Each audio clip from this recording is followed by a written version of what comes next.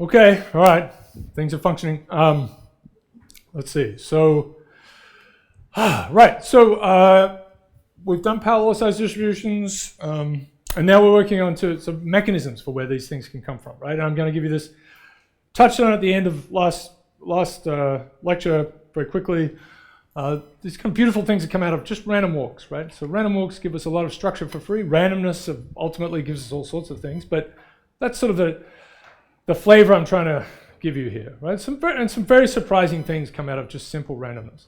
And then we'll get into mechanisms that aren't, there's plenty of randomness still in them, but they have a real process involved, right? And so it'll be kind of there's a historical argument between optimization and kind of random growth models, and so we'll talk about that. And so that's a fun sort of history to look through. There's Herbert Simon, very famous character, Nobel laureate, and Mandelbrot, who had it out for each other over this particular topic. So we'll dig into that, and then we have this very strange kind of finding this 60 years after Simon's work, that there's a pretty important feature of the model that was never really discovered, and it's a paper that came out of this course. So that's just something that's gone on the archive recently. So I'm excited about that and surprised.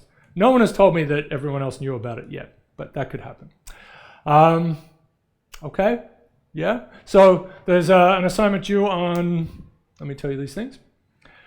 On Friday. Okay, so the plan is Friday, right? At about midday, send an email by then. If you write it by hand, please scan it. I think that might be the way to do it. So that assignment is here. You know about it. Rodents of unusual size. We're going to do it. I'm going to, all the way with Princess Bride. So that's because it's great. Episodes are now up. These things are functioning pretty well. I haven't usually there's some horrible mistake I make, but you don't need to know about that. So I've put some more slides up. This is a little one we'll get to, Benford's Law, which is why you shouldn't cheat on taxes. There are other moral reasons for it, but this is why you might get into trouble. And these are the two, this is Simon and Mandelbrot. We've got some stuff to do here still. No, actually this is, Simon and Mandelbrot is here. This is where we are now. I want to throw this in. This is Zipf. So we talked about Zipf distributions and George Kingsley Zipf, and he had this magnum opus in I keep saying that, in 49. I'll just present some of the things I scanned out of that book, which are kind of interesting to look at. What else am I trying to tell you? I kind of want to give a shout out to my other course. Some of you have been in this, right? So it's developed over many years. This is that I'm running right now. Matrixology. Linear algebra is a terrible framing. It's got terrible branding, determinant. I mean, it's just awful words. LU decomposition. Let's just call it. It's awful. Okay, so it really struggles with respect to calculus. Anyway, I themed the levels, right? So assignments are levels, and these are the 10 from the golden age of video games. There are mini levels, there are challenge levels, and a final boss level. But actually, I've put everything up, right? So I'm recording these at home. Some of them, and increasingly more, will involve Pratchett the cat, which is our cat. He's going to be sitting next to me over here. But anyway, if you want to know about a great way to understand linear algebra, in my opinion, which is the MIT way, it's Gil Strang's approach to things. Did you take that course? No? Okay, it's totally awesome. Okay, so anyway, that's there. All for free. Yeah. Okay, good. Any other things? Okay, so I'm going to see if my little clicker thing works.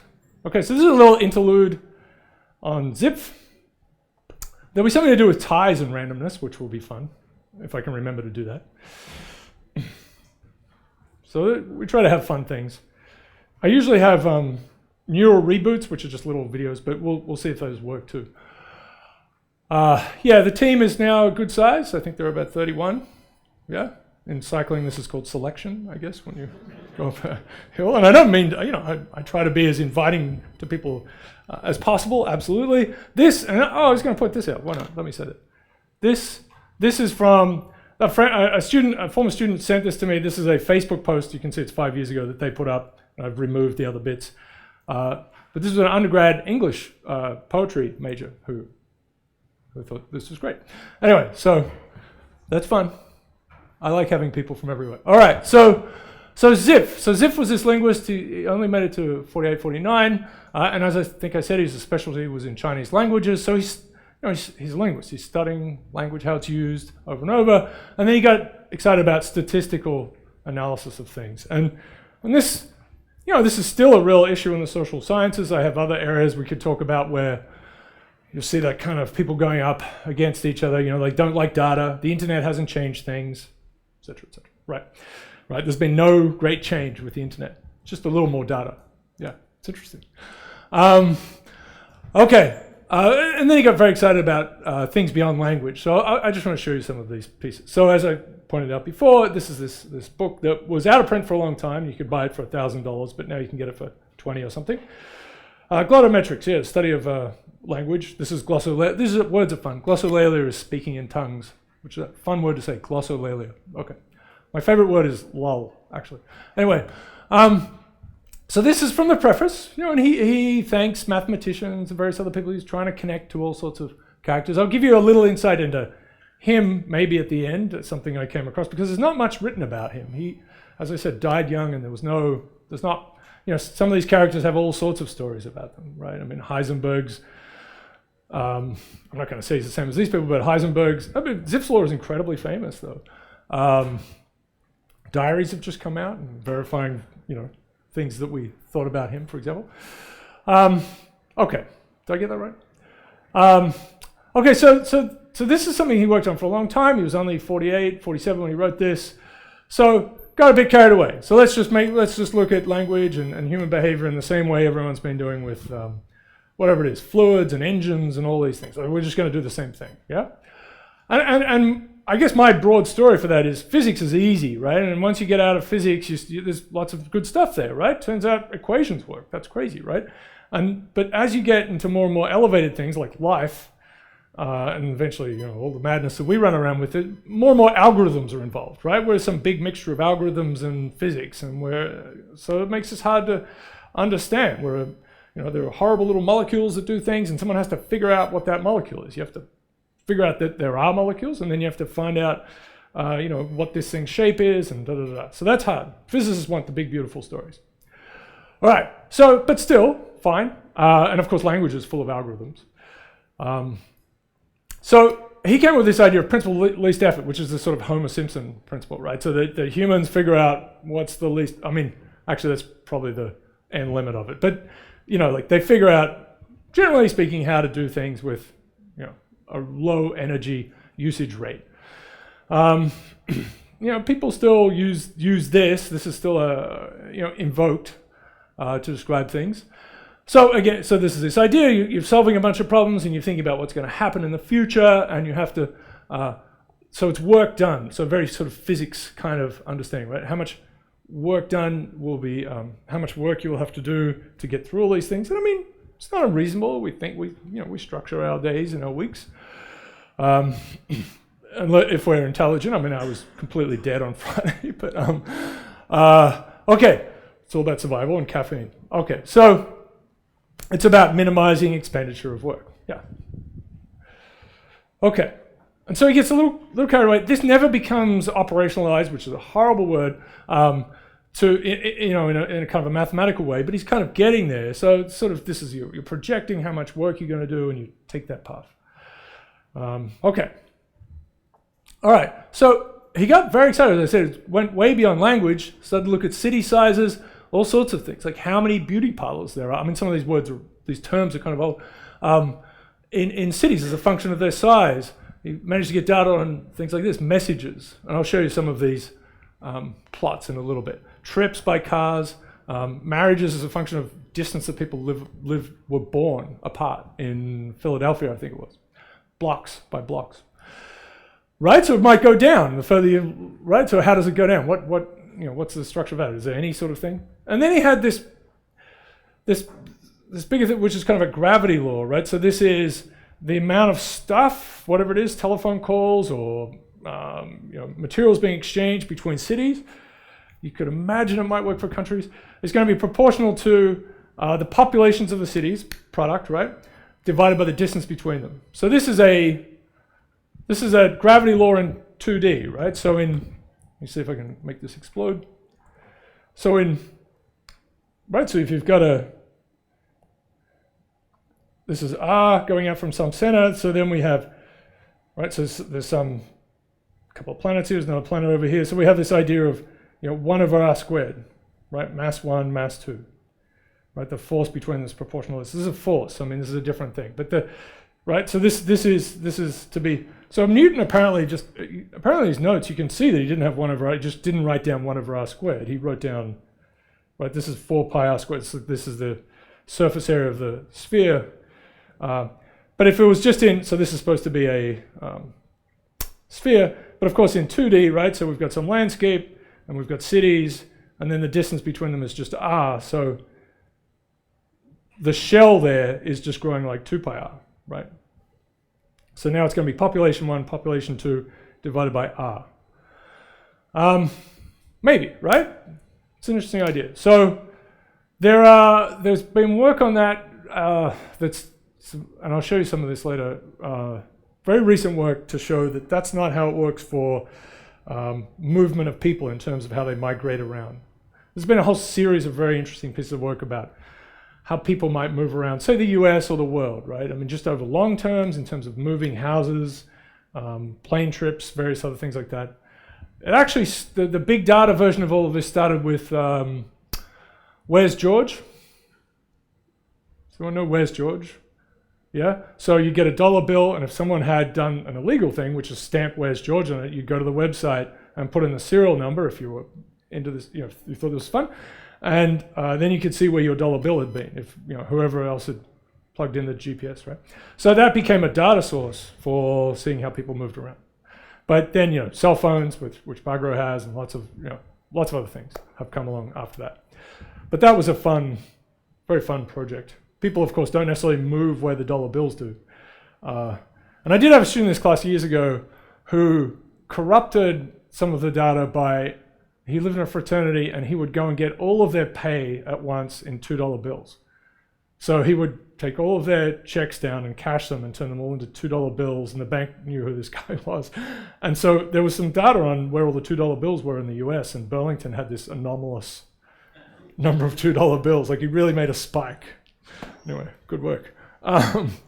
Anyway, sorry. There are interesting ideas about it, right? This is a very simple one, right? So the big, LA and New York, that this decreases how much stuff goes between them.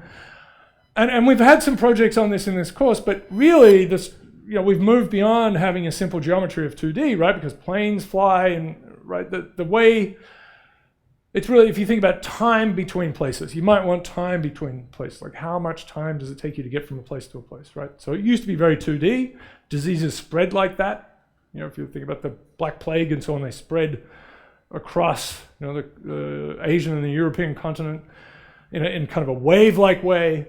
But now it's planes, right? So what we'll get to later on with networks and small world networks is a very different game. All right, I'm getting out of control. So this is a gravity law. We'll see if this holds up. So this is his first sort of thing and he's very famous for the language and books. This is Ulysses, and we'll get to a mechanism that surely couldn't write this sort of book. But we've got this size frequency distribution. We've shown how it works with the rank distribution that Zipf used, which again is very easy to put together. This is the rank of the 10th word. This is how frequent it is. It doesn't say what word it is. And then he's got this thing where he's basically just multiplying rank and frequency and then comparing them, right? So a low-ranked word only appears once, the hapax legomenon, but these numbers here are pretty stable, which is to say that rank, the frequency, scales roughly like 1 over R, right? Okay, and this is the famous Zipf's law. So this is one way of, and it's pretty good actually, right? Okay, so went looking at things. So he's got, he mentions sort of the ideal thing quite a bit. Joyce is in here and so on. It's clearly made students count words, and we'll come to that, which would have been very painful. Now it's just, write a little script and good, yeah. And we have a lot of fun with, say, Gutenberg data and all sorts of things. Oh, but he had this general idea. So let me just put this out there. It doesn't, there isn't really a quantified version of this or operationalized version. So speakers could have one word, many words to describe things. You could have a very special word for everything, right? A very special term for everything that happens. And the way languages seem to have evolved, particularly English, is we've stripped off a lot of things, right? And we depend more and more on context around something to do the work for us, right? We used to have, if you go back to Old English and so on, the conjugations of verbs would tell you all sorts of things. Gender would tell you, something was jumping over a fence. I mean, you'd say all that in the rest of the sentence, but it would also just be in the verb as well, like just total, reinforcement, So you get it all, and we still have those things hang around. Now you could have many tools. You could just have ook, right? Ook, one word, and then the onus is all on the receiver to figure that out. That's going to be tough. Yeah, lots of ooks. And so right. So one tool for all tasks. And then, so that's just the one word, and then you have a specialized tool, and this is easy for the listener. They don't have to do anything because the little decoder just goes, yes, that's that and that and that, right? So ook, speak, and then a very rich one. So decoding is simple, but then there's a lot of work in encoding, right? You've got to reuse parts, and we talked a little bit about reusing parts like Legos and ants and so on. Right? Language seems to be in this kind of basket where we'll reuse words a lot, yeah, as they've evolved. So he says, it's somewhere in between, and it's going to turn, and then just says, well, 1 over, you're right, frequency is 1 over rank. He just says, boop, it's going to be like that. So that's not a great explanation, and we'll see that this remains a thing that people still argue about, right? So the Zipf's law story for language, there have been all sorts of, and I'll come to it later on, that monkeys could do this, right? The so-called monkeys creating Shakespeare. I don't know why monkeys get it, but monkeys typing, right? This is this old idea that eventually one of them would produce all of Shakespeare's works. And of course, at some point, there'd be all of Shakespeare's works with, Proteus spelled with a Q or something in the middle of everything else, right? So, nuts. But the claim was that gives you a Zipf distribution. People just typing randomly. Interesting thing to think about, right? If you've got a bunch of letters, a space, and you just bang away, well, then you get this Zipf's law thing. So that suggestion is that that's not therefore interesting, but that's not true actually, so we'll get to that. But people have been arguing about that for about 50 or 60 years. Crazy. Okay, so I'm going to show you a few things. This is a fun one. I've tried to dig this up. It's just a little fun today. Right, so this is the number of meanings for a word, right? So again, this is a bit of a problem for people learning languages, is there can be many meanings for words. And I think it used to be set. Set used to be the winner for English, and now it's run. Run, I think, in the OED has more usages than set. You can run a computer program, blah, blah, blah, lots of runs. And of course, there's some distribution for their frequency of usage, right? So there's the most common usage, and then there are these very obscure ones. So there's a distribution in that as well. But this is this nice idea that, so the more frequently used a word, the more meanings, except for the very common ones. That's sitting there. I mean, this is a nice looking scaling law. That data is sitting there. I don't think anyone's fixed this up. This is Britannica, right? So Wikipedia obviously didn't exist. So you get some students and you make them count article length. And so, and I've written down here how the exponents work, right? So there's usually an alpha for the Zipf distribution and then the corresponding gamma for the size frequency distribution. So he's framed these in slightly different ways at times. So this would be actually size, and this would be frequency, if this was the right thing. This is population. So this is a sort of a famous result that it seems to have the same Zipf exponent as language does, or roughly, right? Roughly. Number of employees in organizations. So Rob Axtell had a paper on this in 2006. I will come to it later on modern data, similar kind of result. I guess the exponent was a bit different, but that's a very interesting thing, is how people glob together somehow in economies. Another power law distribution.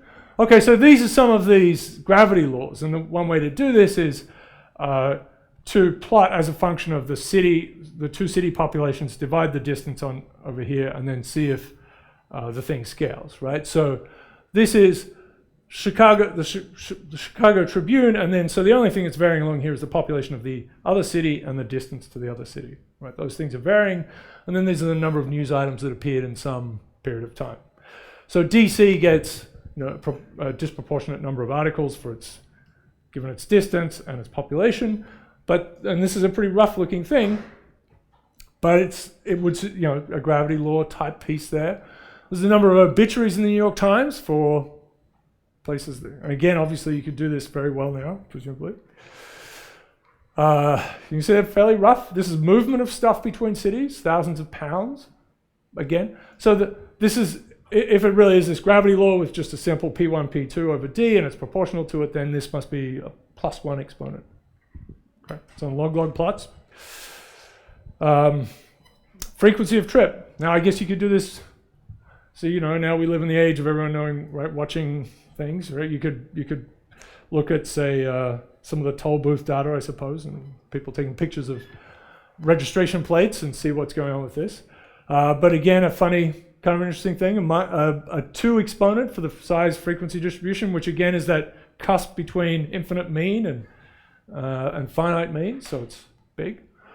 The last one I think I wanted to show you was the probability of marriage. This is for Philadelphia, and this is the distance in blocks between the people getting married. So that's not a lot of scaling here, right? 1 order of magnitude, a little thin, but getting pretty excited about it. But interesting. It's not random, goes down. This is from a few years ago, and it's a lot here, I suppose, but it was a piece by Strogatz, actually, and it was talking about the scaling of city features that I talked about with Betancourt, things like disease and crime and wealth and so on, how they scale with city size. And someone just put this piece in. Basically, in short, it says, he was a student of Zipf. This is the only thing I know about Zipf, and it's not a good insight. He was a student of Zipf at Harvard, and they were basically forced to read, cut up books and count things insanely. His father passed away, and Zipf had no, right? Your father's gone, I have no pipeline to God. I expect the data will be on my desk tomorrow morning. So this is not not a pleasant character. And of course this is, maybe only a couple of years before he died. And all he said was, thank you. And he did it with his family, right? So they worked through huge books of trade magazines. And anyway, this is the only insight I have to have into Zipf. Anyway, strange character, but he sort of spawned all sorts of things. And, to read his books now, it's funny things to look at. He really presaged he would have loved it. Yeah, although not a good person, maybe. All right, there are many more there. You can you can look at those if you want. Okay. And some of those, as I said, just sitting around to be understood still, I think. Okay, good. All right, so we just get our brain back into this random walk business. Very simple, right? And the way we're going to look at them is just there's a clock, 0, 1, 2, discrete time. At each time, with 50-50 chance, you go +1 in one direction or -1 in the other direction. Just a 1D random walk.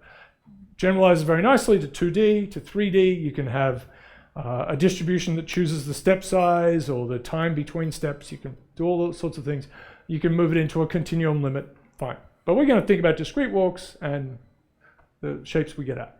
And so this is something we got to was that, here's one example. If you have many, many walks and you look at where they end up at a particular time, you end up with a normal distribution. This is a problem we'll put in the next assignment. It's a fun thing to work on. Right, normal distribution is a non-trivial mathematical object, right? There's a -x squared, there's a root pi, it's good stuff. But it's ubiquitous, so it's a great universality, right? Aliens come down, they've totally got that one as well, many other things. Okay, but it's a normal distribution and it is expanding, diffusing, if you like, with a characteristic width of 2 root t. So, very nice. I thought about, we could frame it as additive growth mechanisms. You remember where you were. That's the only thing. There's no other memory involved. Then I'll talk about some other kinds of walks that have, just briefly, that have memory in them. How are we doing? You can ask questions. It's okay. I can answer them terribly. So this is a beautiful thing. It seems all very gentle, but there's this, there's a nice little scaling here, which is the characteristic with this. That's non-trivial, I think. I mean, it's not obvious, perhaps, but it's scaling as t to the square root of t, right? So we've got t to the half. And if you see that imprint in some behaviors, you're like, oh, it's just a fusion. I mean, you get this sense of where that comes from. If it's t to the 3/4 or t to the 1/3, you're like, well, that's, so that's an anomalous. There's something interesting going on, right? So you start to get a feel for these things. But what we're going to look at is what's the probability of first return, right? So if we're here, what's the probability that you return at some time t in the future to the origin? And I briefly bashed through some aspects of it, so let's take our time to warm that up again. Okay, so this is what we're going to do. It's random walks, nothing crazy, right? And we get this normals out of it, but it's very nice. It's normals. Okay, I know. Let's try this one, right? So this is the probability that after t time steps, the walk has crossed the origin, returned to the origin. It could be crossing or whatever, but just return to the origin r times. Fair enough. So you've got a coin flip, you've got 10,000 flips. And there's a good problem. If you're behind by 1, maybe you're just behind by 1. What should you do? Should you just hang on? Yeah. What are the chances? So the most likely number of lead changes is actually 0, which is a bit weird, right?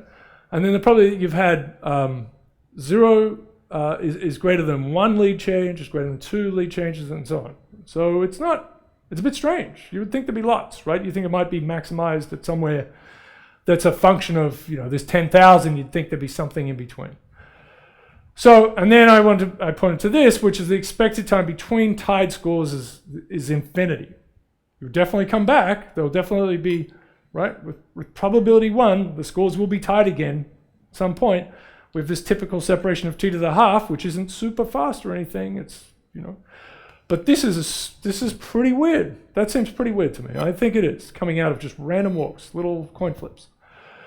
Okay, Fella is the thing I would point to. It's sort of a physicist's happiness with a kind of an applied math thing to do with probability. Great fun, but you don't have to worry about it. There's volume 1, volume 2, awesome. I was going to interlude for this. I do have a series of asides, and I sort of baked this one in. Okay, so this is 1999. This is ridiculous papers that appear in Nature now and then. Like there was one that had projected with a linear interpolation the times for the 100 meters, right, in the future. And they're very, right? But it was just linear interpolation, and the big sort of story was that women would surpass men eventually because women are going, like they've been increasing faster. Their world record has been increasing faster. Of course, both of them would be going below 0 seconds at some point. But so there are lots of papers like this. But this is a very cute one here. So it's a random walk. What does this got to do with it? It's a random walk on a hexagonal grid. So we'll come back to hexagonal grids because they're totally awesome. They're the best. It's the best grid in 2D for interesting reasons. That's at the end of the course. And there's no such thing in 3D, actually. So you just allow this little random walk in here, and then you have these 3 things. So this is that the tie goes through the center, through the left, and through the right. It's set up so that you're looking at the mirror. Really ridiculous, right? So it's the mirror image, so that if you try to do these ties. So they ran this thing and then did a bunch of things like how many moves are in there, the number of center moves, because that's going to be a little more balanced, and then measures of balance, like how many left and right pieces there are, because you don't want your tie to end over on this side or whatever, and a couple of other pieces. And then identified, so they've got some things in here, and they identified well-balanced, like these are a bunch of good ties. So they just, because there'd only been there are only 4 sort of commonly used tie mechanisms, right? And then they, with a little bit of crazy random walkness, figured out that you could do quite well with these other ones. So this is the one so I went to a boarding school for 3 years, and you had to wear a tie, and this was the one I was instructed to wear by the older people in this is the right one, right? So it was a little more elaborate. But I have to say, I was reading this paper, and I realized that I was getting it wrong. So Anyway, I don't need to demonstrate that, but it's kind of enjoyable. So you can sit there, and I know not ties are not for everyone, but you can go through this little sequence, and then T for tie, right? That's the end of it. All right. So random walks are used in all sorts of crazy ways. This is a great little bit of science there. Okay, so let's do this. Problem of first return is the appropriate terminology here. So you've got a random walk, you set it off, of course it's left the origin straight away, so we have that part. At some point, as I've said, and we'll have to sort of see this, but it will return. What's the expected time? And what's the probability it will return after t time steps in general? Can we get the whole thing? So it's a fun little thing to work with. Yeah, randomness is sort of imbued everywhere. All right, and a lot of science is about figuring out which part is just random and then which is structure. That's a big deal, right? Okay. Yes, it's usually framed in this way that someone is inebriated. I'm not sure if that's a legal activity in lectures, but anyway, it was presented that way in Australia, so I suppose you can stereotype things. But anyway, you do see this. All right. And then what about higher dimensions? So if you start to think about higher dimensions, right, we're just on a line here, and as I said the other day, you've got a 50% chance of coming straight back.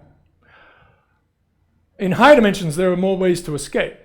Yeah, right? So there's more room. And in fact, this is a really important thing to understand about physical systems, is that 2 dimensions and 3 dimensions are often the hardest dimensions for anything to exist in and for us to work on analytically. It's a weird thing. You'd think as you add dimensions, your problem will become harder. But usually there's a so-called upper critical dimension where it basically looks like a mean field or completely random thing. There are enough ways for everything to move around that it becomes more like a soup. And so like the 10-dimensionalizing model, which we'll get to later on, easy. Which is weird, right? You'd think that would be, but 2 and 3 dimensions are horrible, right? And there are many problems that are just unsolved in 3 dimensions because they're just, there's not enough looseness in it. 2 dimensions obviously very tough. 1 dimension usually very easy, but nothing interesting happens, which is disappointing.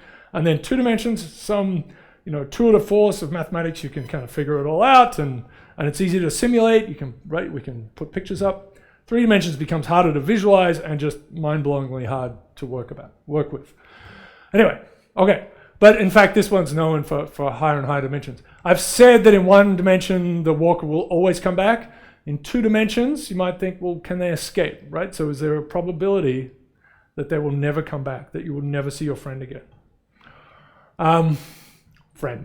Or in 3 dimensions, 4 dimensions. Now that they've got more ways to escape. So we're going to get a power law size distribution out with a very, very peculiar exponent. Lots of physical, and I'll point to this, there are physical structures that have random walks as boundaries and whatever. And then, I think I'll show you this, show you how scalings relate to each other. So this is this is not just physics, of course, it's biology, all sorts of things. If you have scaling laws, different kinds of scaling laws, the exponents often, you should be able to show how they have simple algebraic relationships between them. We've already shown it for, trivially in some ways perhaps, I shouldn't say that, but the Zipf exponent and the size distribution exponent, gamma and alpha, right? They're connected in simple ways. You see that over and over again. All right, so let's just set this up and you guys can solve it. So here's just a little random walk. So it's in 1 dimension, there's time, and then just 1 dimension, right? So it's a 1D random walk, which of course translates into this little 2D picture. So a return can only happen, we have to figure out a few little details, right? It has to be an even number.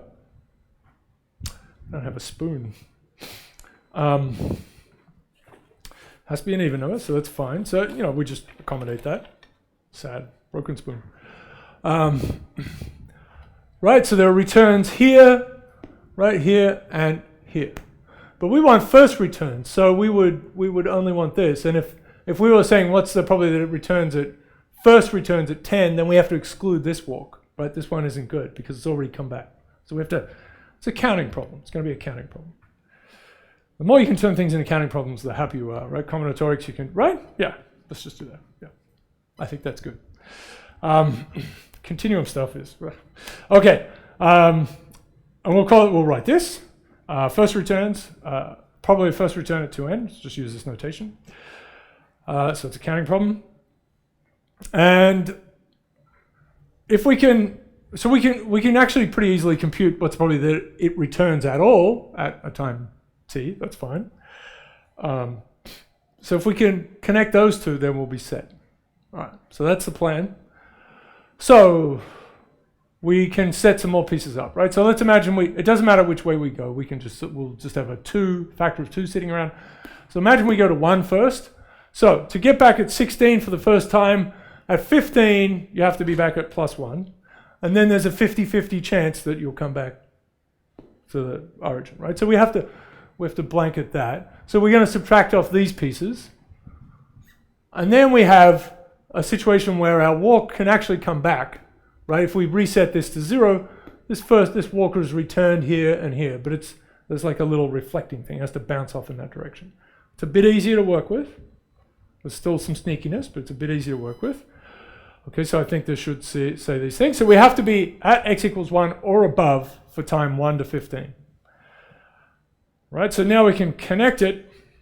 It's just lots of things here, I suppose, but the probability that you first return at 2n, it's probably that your little walker is at least at 1, position +1, between these times, and that it hits the endpoints. And we get a doubles and halves, depending on that final.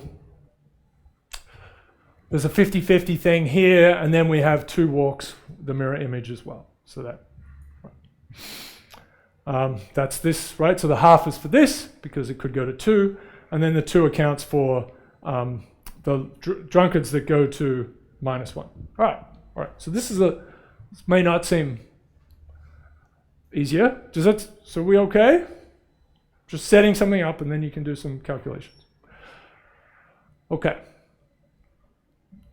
So we're going to count numbers of walks. So we want to count all these walks, and we'll get back to probably at the end. So simple counting, and then we just normalize it.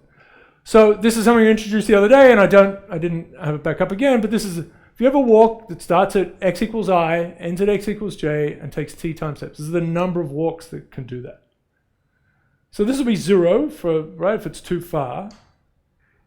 If these aren't, an odd or even number, depending on, so it can be 0. So, but we can figure it's a little binomial that I gave you the result before, and I'll just repeat it, but that's something for you guys to determine.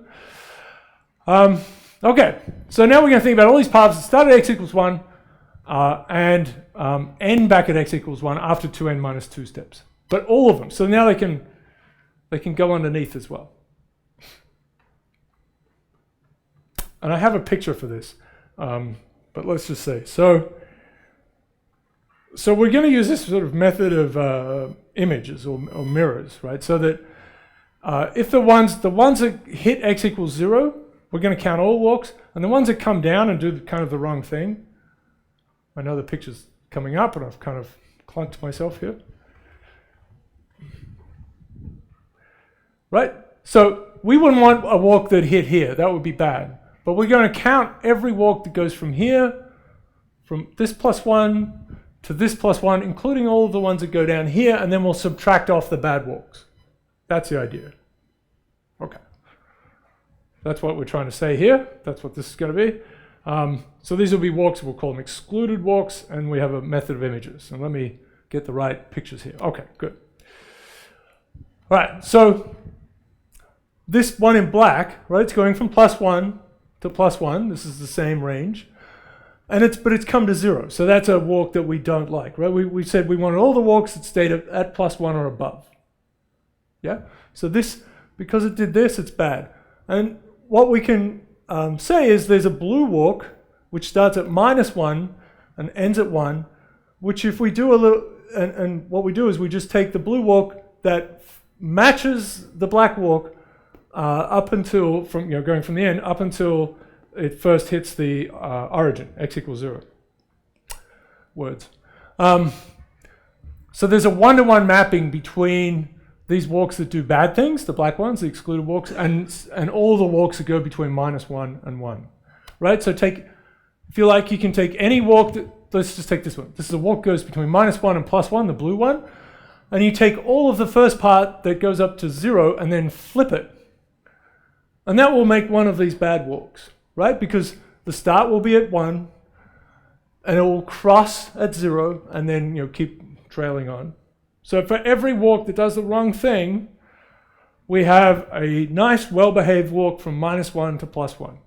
And we can count those two things. So now all we need to do is say, let's count all possible walks that go from +1 to +1, and then subtract all walks that go from -1 to +1, and we'll have the right thing. We'll have all the walks that start at +1, end at +1, and do not touch 0. Is that okay? There are some words. Trying to say the right thing. Yeah? So we're matching the paths and then mirroring, right? So we're matching these, the ones that are bad, all the way up to when they first hit 0, flip that part of it, and then we make one of these walks and we have a one-to-one thing. Okay. So it's going to look like this. It's at the bottom. So the number of first return walks, 2n, right? This is what we said. It's the number of walks that start at 1, end at 1, 2n minus 2 time steps. We have that factor of 2.5. We figured that up. And then we have the number of walks that start at -1, end at 1, same number of steps. We're going to subtract that off. So these exactly represent the excluded walks. And these aren't bad things, right? These are the number of walks between 1 and 1, number of walks between -1 and 1, no conditions on them, just walks. So if you can count these up and you can count these up, then we have a couple of binomials. We can add them together. We have some factorials. We have factorials with large numbers in them. Numbers are getting larger, and we use what is the thing? We use Stirling's approximation? Yeah, you use Stirling's approximation. Okay.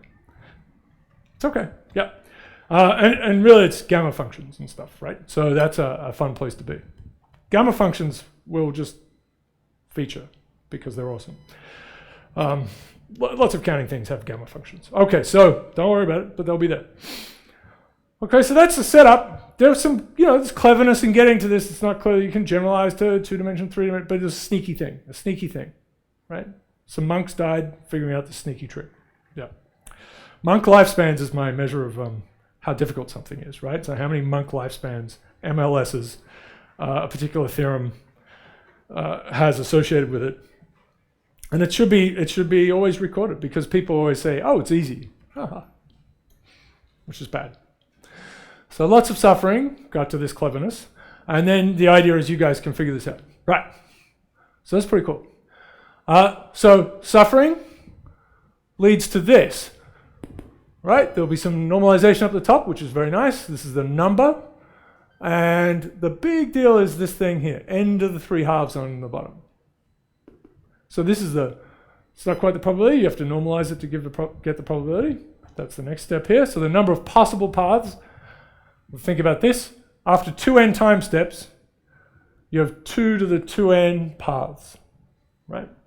Because there are 2 choices at each step. So 2 times 2 times 2 times 2, number of time steps. Good? Good. So we're going to divide through by that. So this is the number of first return ones. This is the total number of walks. So you divide through by that, and that cleans that little character up very nicely. This is quite nice. That -3 halves means that 2 can go to and hang out with this n, which is pretty super. Yep, so this is cleaning up. I used to have all those cancel things. So this 2, as I said, 2 to the -3 halves can hang out with this one, so we get 2n to the -3 halves. And we said we wanted t to be even, so this is t, right? T is 2n. So if we turn it back into a time kind of thing, then this is the big deal, that it's proportional to time to the -3 halves. With the little caveat that the number has to be even. Okay. This is gamma, right? This is the exponent. The probability that it comes back after 2n time steps decays as a power law, and it's a -3 halves. So it's between 1 and 2. Gamma is between 1 and 2. This is a very severe situation. And here's something, there's no upper cutoff, right? This is something that goes on forever. You integrate this, multiply this by t to find the average time. Right, so probability distribution multiplied by time to get the average time, integrate it. It'll be t to the -1/2 integral, that's bad. T to the +1/2 evaluated infinity is many biscuits. Yeah, goes pop. So the average time is to come back is infinity. Everything, all the higher moments, the variance is they're all infinite. But this is normalizable, right? This t to the minus 1 is where you explode. T to the minus 3 halves. It's a very fat tail, but it's not too fat.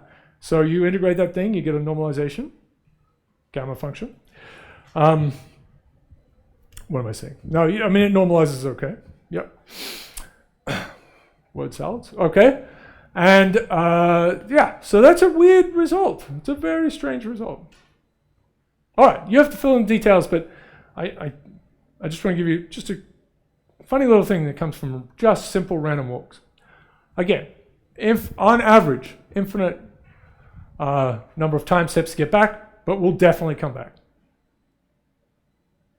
I mean, it's not a good situation. And it means if you're gambling, right, and someone gets in front, you should stop. This is bad. Because on average, yeah, it's going to be bad. Okay, so we have this. You can play around with this and make a continuum version, right? It doesn't have to be discrete. You get the same kind of result. It's normalizable.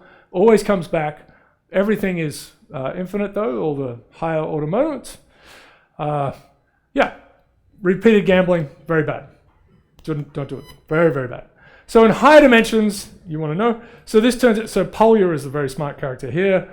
Polya will come back when we have urn models, which sounds very strange, but pulling different colored balls out of containers. D equals 2 dimensions, the walker always comes back as well, which is strange. That's a harder bit of mathematics. But the walker will always come back. But once you get 3 and above, escapage, right? There's a finite probability which increases and increases and increases, a non-zero probability that the walker will never come back. We'll just wander around forever, away, which is weird. So it makes sense, but this, you might think, this is sort of a limiting case. So the thing about networks as we get to networks eventually is that you can think of the degree, the local degree, or graphs, the local degree is kind of like the dimension, right? So you can imagine structures that have in-between sorts of dimensions, obviously sort of fractal things, but in-between kinds of dimensions as well, and they could be networks. Networks are very interesting to think about. We'll have something about that in a second. So on finite spaces, if we just had a homogeneous space, I mean, imagine just oh, this died on me. I mean, imagine just a ring, right? You set off your little random walker, they lurch around, there's a lot of lurching going on. Then after a long period of time, the probability that they're at any point will be uniform. But there's no structure here, it just becomes uniform. So this is a different thing. The probability that they're anywhere becomes, goes like this. Now I'm just sort of talking about what happens with random walks. So, and that's a sort of very simple example. So if you've got a nice homogeneous space, every point looks like every other point as you go out from it, then your random walker is wandering around. They will end up, and it's finite, right? Over a long period of time, they will end up at any point. If you just sample it at some time in the future, probably that your walker is anywhere will be uniform. And we talk about in dynamical systems, we talk about the invariant density of the system, right? So you've got some dynamical thing going on, and you turn it into a geometric problem, right? Because you want to know where the thing is in a long time limit.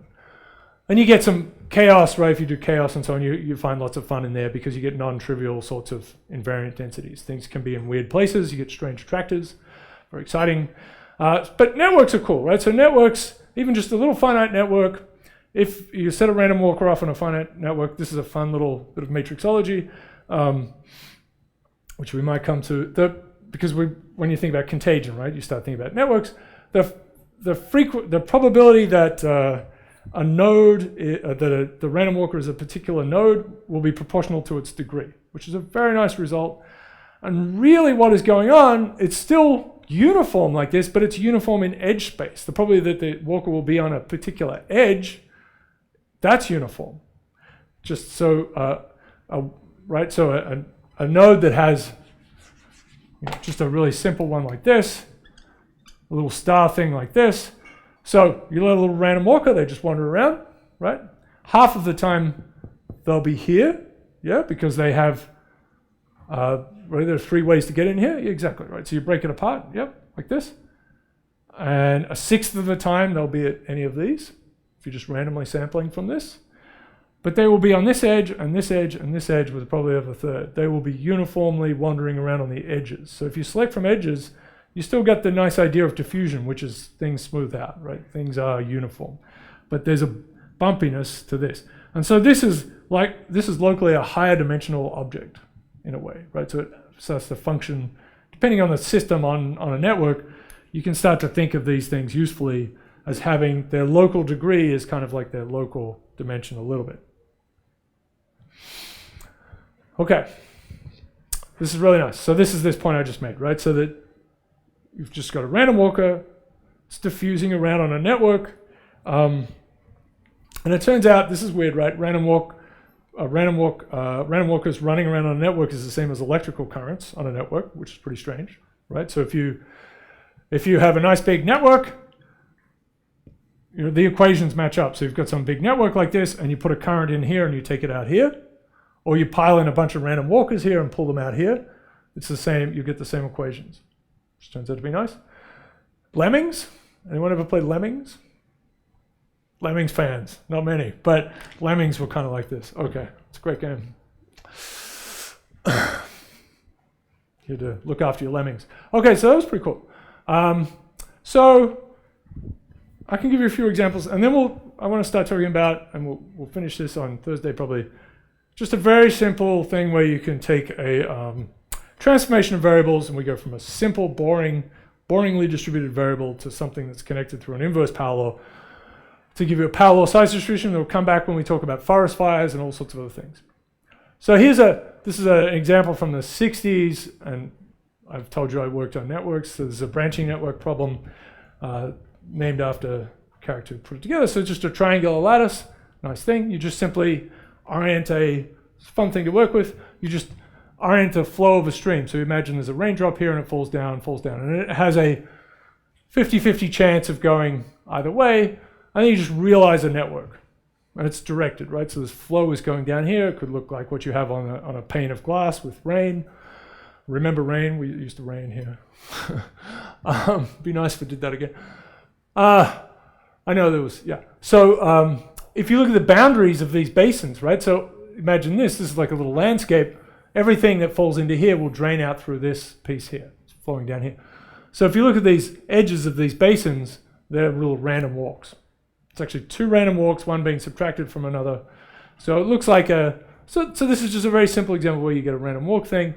Right, and that's what this is. You can subtract 2 random walks from each other, and then you'll have both of them. If they both move apart, then you can imagine you have a +1 in the difference. If they both move together, it's a -1, and they could go the same way, and then the difference doesn't change. So it's a random walk with half the time nothing happens, right? It just has little quiescent phases. Yeah, and then it becomes exactly the same problem, like where do they hit? Which is again the same as when does a random walk first come back?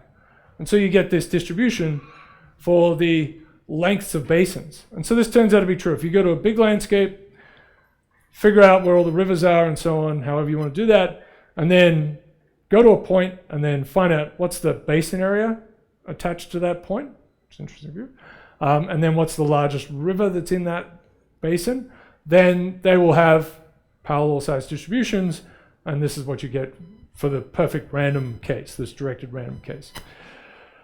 And so in general, you have an L to the minus gamma, just using the exponents that are in the literature. It's not, it is the gamma we've had.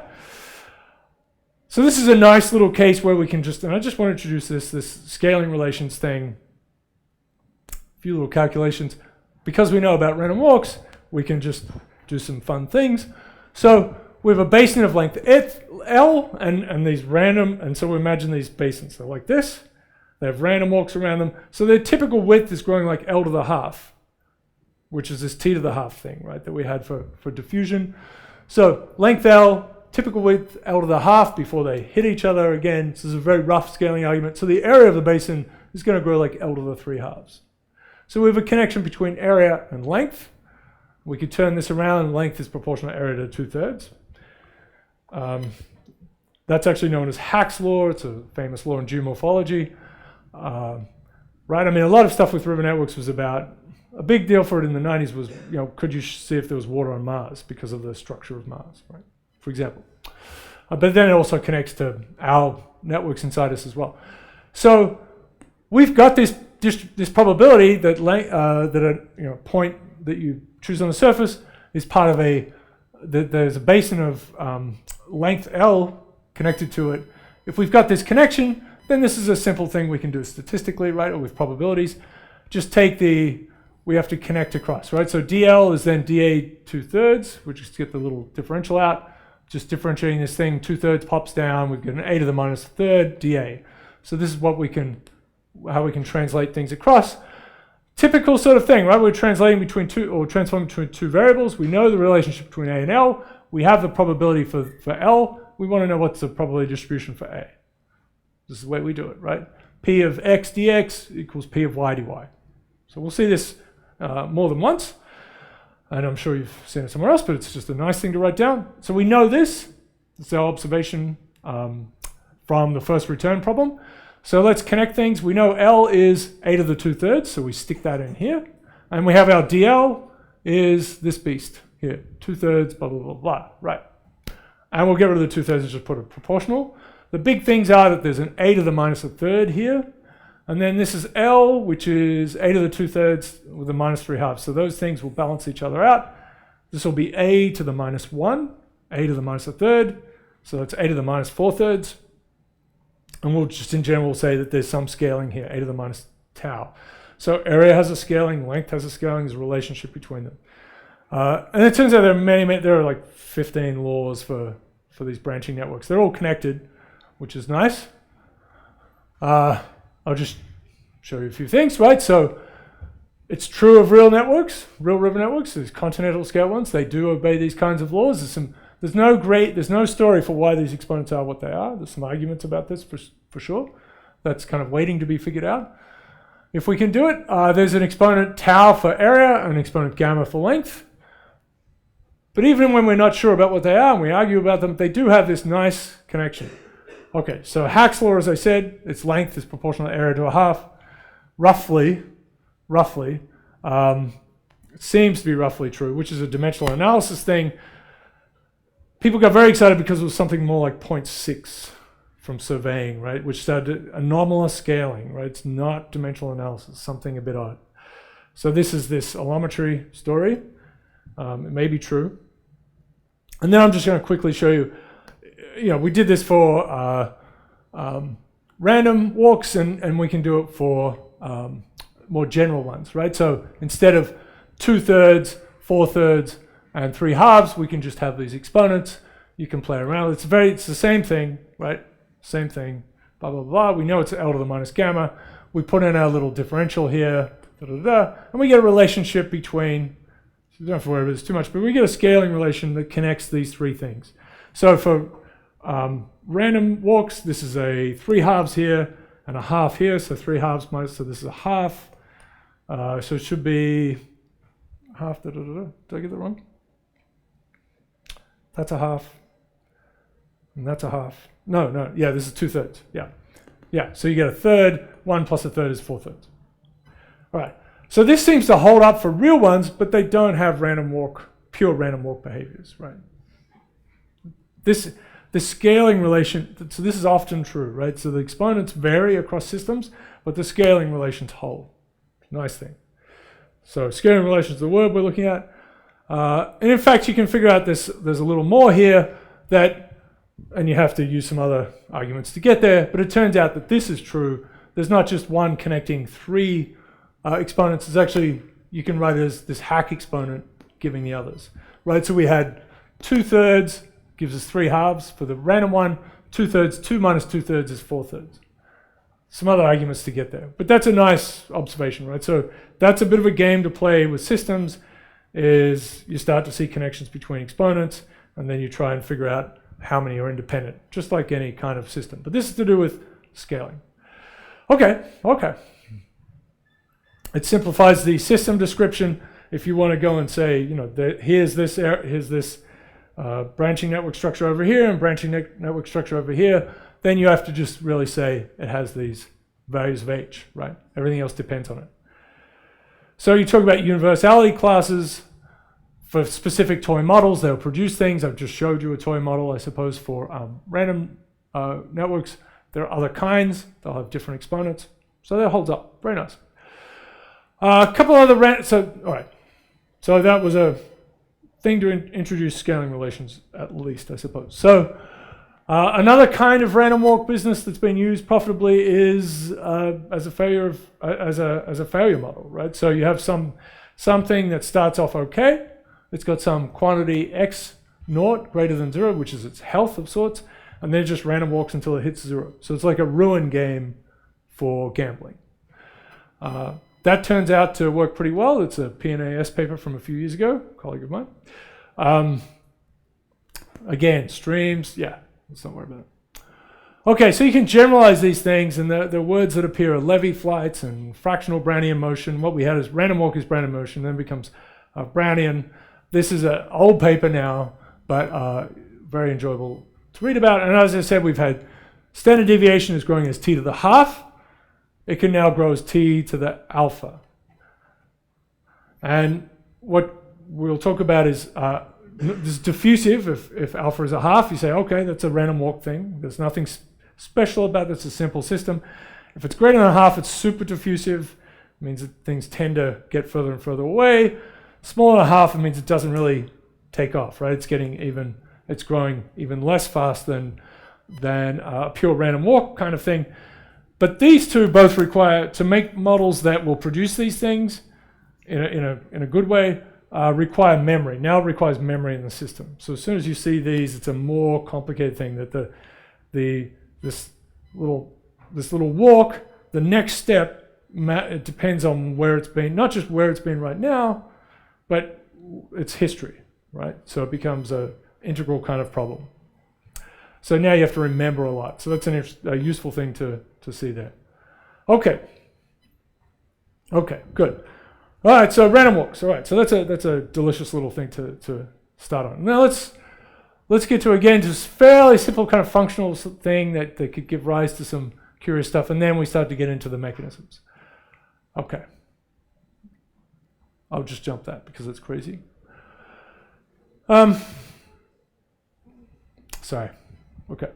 So the unexpected transfiguration, that's what this is, right? So we have something boring and we get to something crazy, right? Through a simple inverse power law relationship. That's the game. You got a new card. All right. And we'll see. I should be able to just lay this out pretty well. Okay, so these power law size distributions are coming from, again, elementary distributions, something could be Gaussians, whatever it is, something that has a good reason for being. Exponentials have a very nice reason for being. If you talk about, say, a failure mechanism, that gives rise to exponentials. I'll come back to that. And then a simple, understandable relationship between variables that's got some power law in it. Okay, so we've got some distribution. This is the simple one, which has a good story for it, and then there's some connection between them. We just did this sort of thing with the random walk business. Here's the more general expression. You want to know what the probability of y is. Well, you have to count up you have to find all the times that y gets produced from this function, right? That connects y and x, and then find the probability of x. And you've got your little differentials in there. Standard thing connecting two distributions. Yeah, and then there's so if we want to replace the x is in here, x is the pre-image of y, and then y is f of x, so dy is f prime d of x, so we're getting there, and then f prime of x, we replace the x with the inverse of y.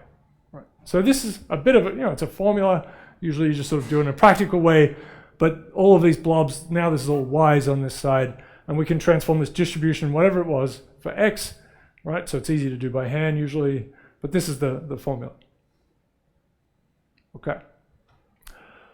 All right, so here's a simple thing. We've got some parallel relationship, as I said, between y and x. Yep. And we're going to think about, well, what happens when x is small, say, and y is large. So you can see x is small, y is blowing up, alpha is greater than 0. And we do this business, right? So we dy, d of this blob, this is y. We need to figure this piece out first. So we're going to just differentiate this. We're going to minus alpha comes down, a c, that was the constant was there already, x to minus alpha minus 1. So it's really in the little differential that you're picking up the power law behavior. Not entirely, but that's a big source of it. So the dx we're going to put on the right-hand side, the dy on the left-hand side, and then this whole blob will go over here, right? So we've got x to the alpha plus 1 now. And then we have to stick in here what y is, what x is in terms of y. So the inverse of that is y divided by, right?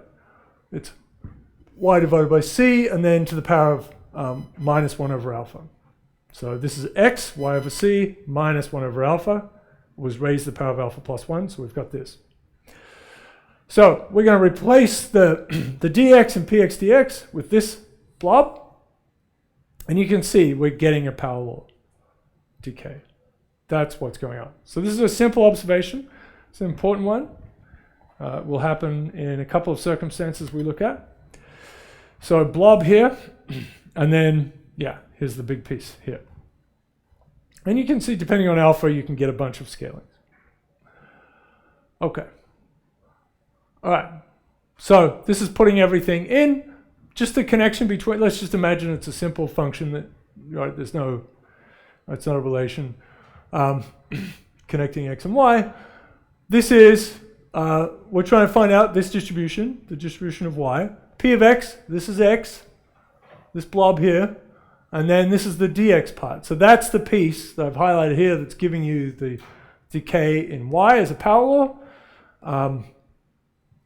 And it depends what happens as x goes to 0 or as y becomes large. So let's say this does go to a constant as y becomes large, right? So as y becomes large, this is becoming a smaller number. It's going towards 0. Then we just pick up completely this minus 1 over alpha, just out of the differential. If there's actually some non-trivial scaling in the way that this thing comes down, if it ends up scaling as x to the beta, say, then you get an extra piece, right? So this is this big blob here to the beta. So there's a minus beta over alpha, that's this piece, and then this part is from the differential. Yeah. Okay, so we can pick up a couple of different ways of getting these scalings. All right. Okay. Let's quickly talk about this. So we've got a nice distribution, fine, right? It's an exponential distribution, normalized, it's a fine thing. If we go through the process on the previous page, then the probability of y decays, there's some extra pieces, but decays basically is this. Depending on this, it just depends completely on that relationship. There's nothing, right, as x goes to 0 here, this just becomes a constant, and that's all we needed. Everything is in that piece. So we'll get to some more of that in robustness, and I think I have an example. So this is Holtzmark's distribution, I think it's from 1912 or 13. So for no apparent reason, decided what would happen if you choose a random point in the universe and transport yourself there, which happens in this case with some frequency. It turns out that you get the force of gravity is decaying as minus 5 halves, right? So we had a minus 3 halves as minus 5 halves. This is, so it's between minus 2 and minus 3, which means finite mean, like it's a small mean, very, very large, and in principle, infinite variance.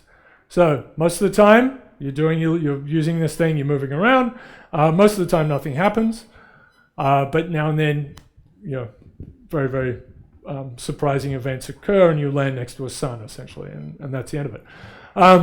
Okay, so you can derive. This is a fun little thing to derive, and this will be a good way to finish this. So probably that.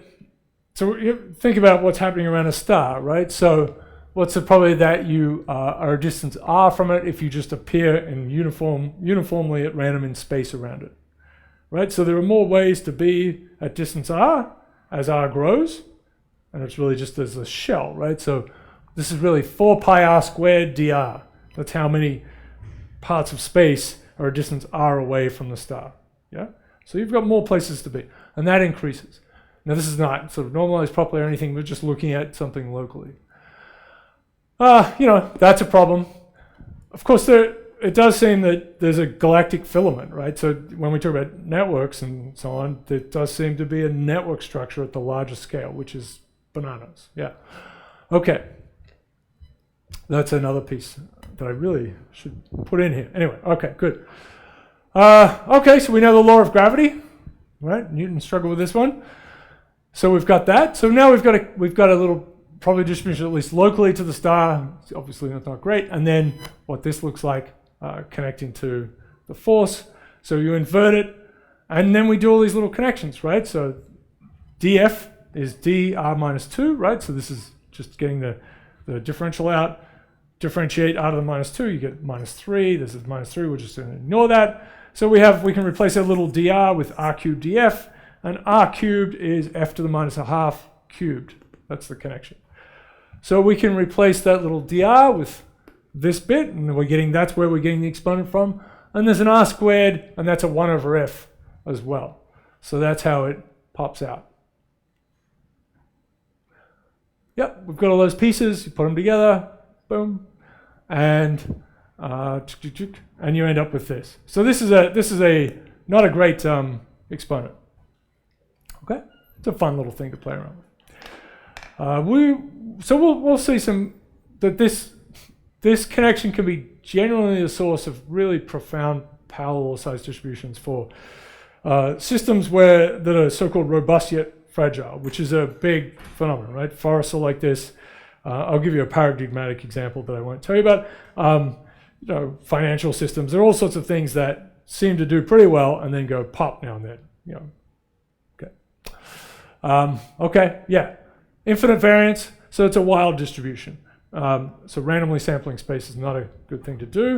It's a bit dangerous for various reasons. I had some extra madness here, but this is not going to work for me. But it's incredibly, the English managed to produce a pop song about Doctor Who from a while ago. So you can, maybe I'll tweet that. That's another piece. Okay, so the last thing that's important to say, yeah, so there are only 2 channels where I grew up, right? And there's the ABC, the Australian Broadcasting Commission, and a commercial one. And the ABC was like lots of BBC. So it was Doctor Who was on every night, and I was terrified of Daleks somehow coming to the desert in Australia and trying to kill me at night. But anyway, Pliplo.